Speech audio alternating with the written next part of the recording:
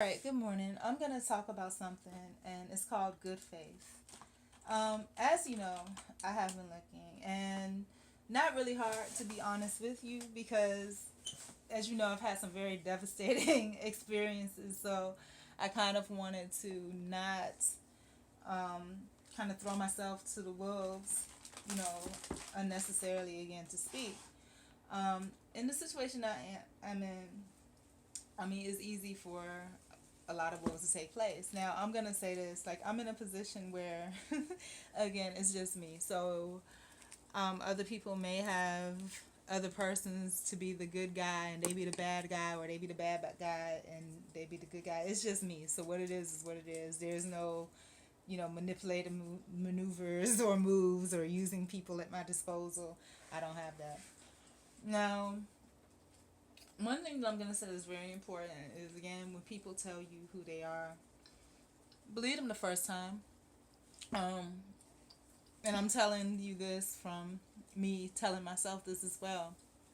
I never thought that would be something hard to to do, but a lot of times, like for people like myself that was always raised to forgive and forget, you forget stuff, you forget about it, and you act like it's all brand new, and people show you the same behavior again. So if someone shows you that they're dishonest, they're manipulative, that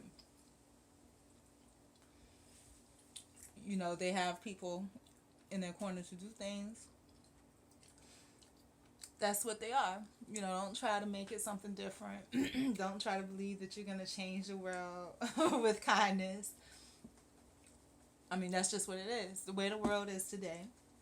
And I'm a slow learner, and I'm still learning. I may not learn it this time. I may not learn it, even after I've journeyed on to the next resting stop in life.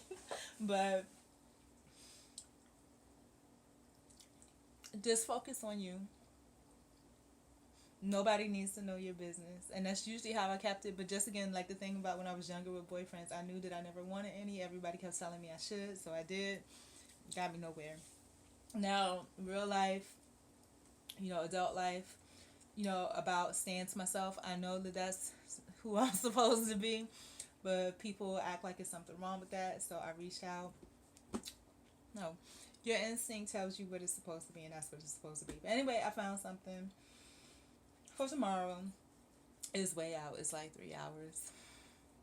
I'm gonna go. Initially, I wasn't taking stuff that was like 3 hours away, but I'm gonna do what I gotta do. And the reason why I wasn't was because I found a lot of times it was just a waste of time. That a lot of these employers that are like that are unscrupulous, and you won't get paid and that type of thing. So it really wasn't worth it, all the time and effort and energy.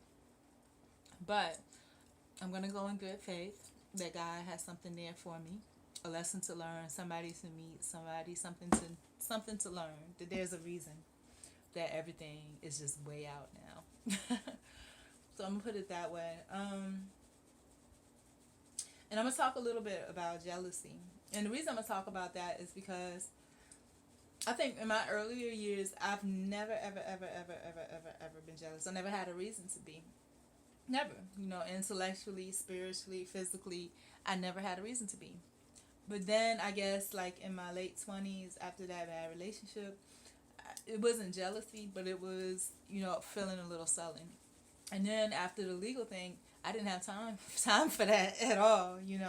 But I remember having a twinge one time, that I did have a jealousy one time, because I remember it was the holiday season.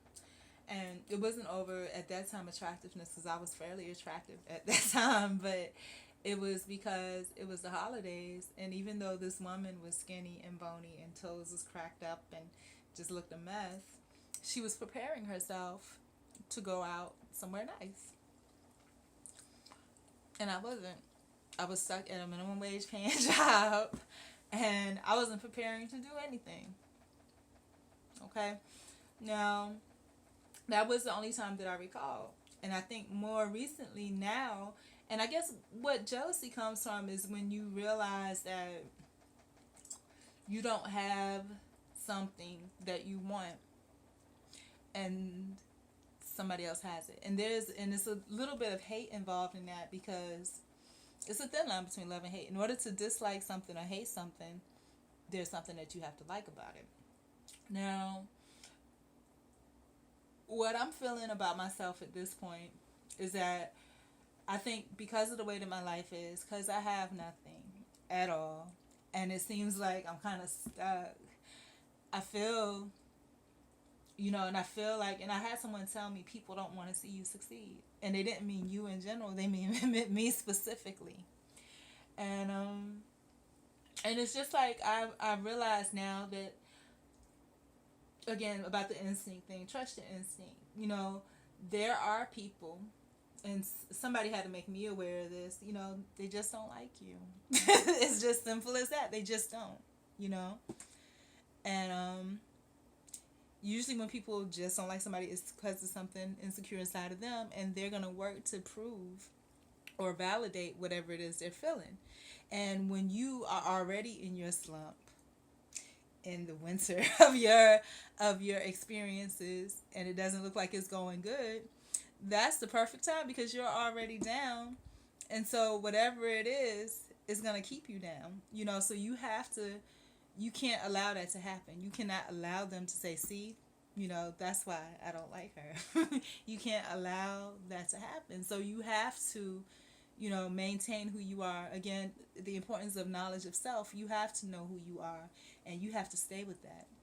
Talking again about the effects of the legal system, that was taken away from me, about being who I am and staying with that, because what they do is they turn everything around to where everything that's right is wrong and wrong is right, etc. If you get a chance, I want y'all to check out the movie Cherry Point. It's available on Popcorn Time, and Cherry Point is the name of it. See, and I'll put it in the description. Check it out. Let me know your thoughts about that.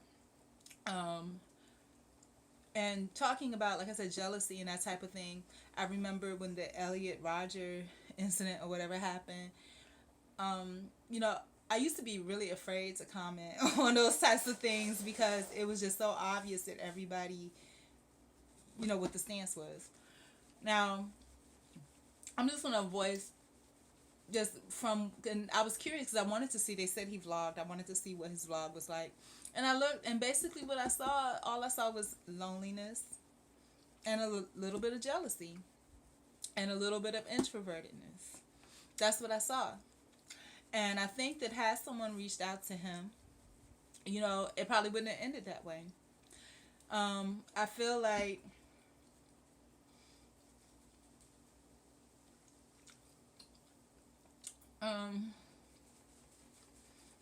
yeah, that's all I had to say about that. I think it was jealousy, introvertedness, disappointment, all that stuff that I said.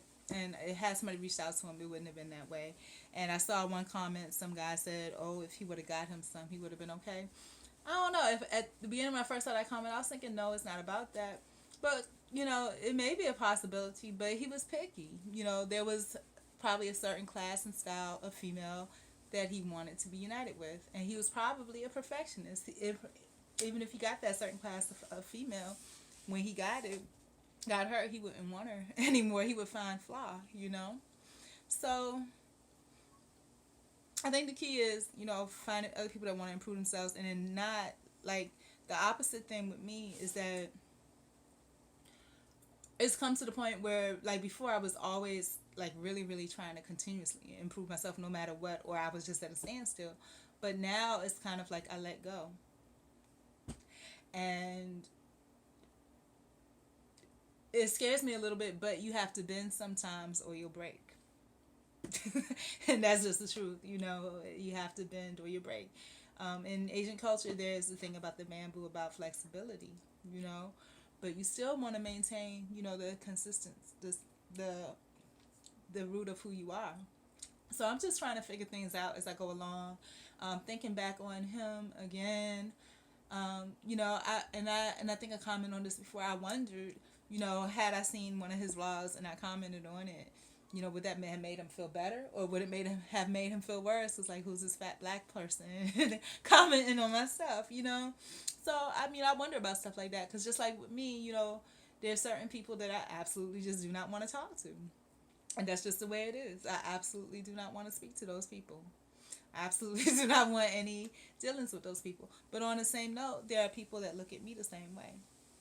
I mean, it's just, a fact of life. That's just the way it is. So, my focus now, because, it is understood and honesty is so good. I'm so glad that the forces around me and everything around me are extremely honest, that I need to focus on me. There is absolutely no smidgen of openness, kindness, caring, whatever that's going to come from anywhere.